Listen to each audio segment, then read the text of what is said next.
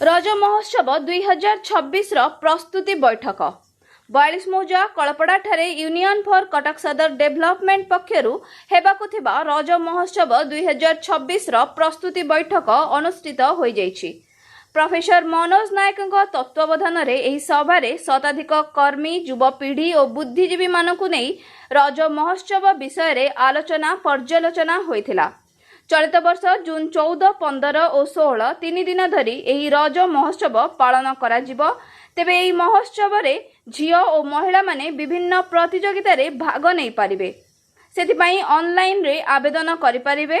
प्रत्येक सांस्कृतिक कार्यक्रम सांगकु विजेता को पुरस्कार वितरण कार्यक्रम ए व्यवस्था मध्य रहिछि। एथर आमर आर वर्ष जिते इवेंट होता ताटर नुआ 3टा इवेंट आम आड करूँ। गोटे रज पिठा कंपटीशन, दुईरे शंख फुका कंपटीशन, तीन गोटे रज क्वीन। ये 3टी आमर नुआ आड होती। पूर्वर आमर जमी नृत्य एवं गीत एवं क्विज, महिला मानी क्विज एवं अन्य गुड़ाए कार्यक्रम जो रही से रहा सहित यहाँ 3टा एडिशनल होती। एवं ये केमती प्रोग्राम को शांति श्रृंखला हम से आमर आज समस्त आमर कर्मकर्ता माने आम अनुष्ठान सहयोगी माने आज उपस्थित होते एवं से विभाग बंटन करागला। केमती आमर रज महोत्सवटा 3 दिन धरी सुरुखुरु चलो। आम 2 दिन जो फॉर्म फ्लो कर 250 अलरेडी रेजिस्ट्रेशन कर सारे। आशा करुचु पाखापाखि 2000 खंडे रेजिस्ट्रेशन तेणु से अनुसार मैंने सब इवेंट रे से अनुसार कार्यक्रम कर देखो। आप प्रथम आम 2टा विभाग करूँ। गोटे 8 वर्ष रु 12 वर्ष को गोटे विभाग कराई, 12 वर्ष रु ऊर्ध्व को आउ गोटे विभाग कराई। तेणु आदि बेसिकली जो छोट पिला 8 रु 12 वर्ष आम आशा करूँ बहुत अधिक संख्यार जोगदेवे।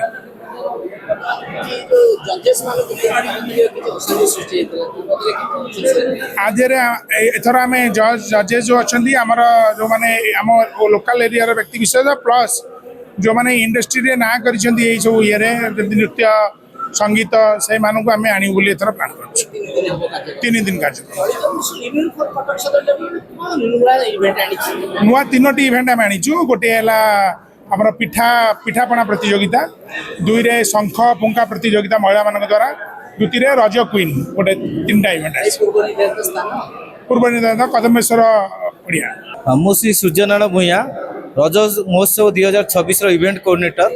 आज रज महोत्सव 2026 द्वितीय संस्करण यूनियन फॉर कटक सदर डेवलपमेंट तरफ श्रीजुक्त सभापति व प्रतिष्ठाता विशिष्ट शिक्षाविद समाजसेवी श्रीजुक्त मनोज कुमार नायक तत्वावधान आज एक प्रस्तुत बैठक मान्यवर पैलेस कलपड़ा 42 मौजा निकट अनुष्ठित होता।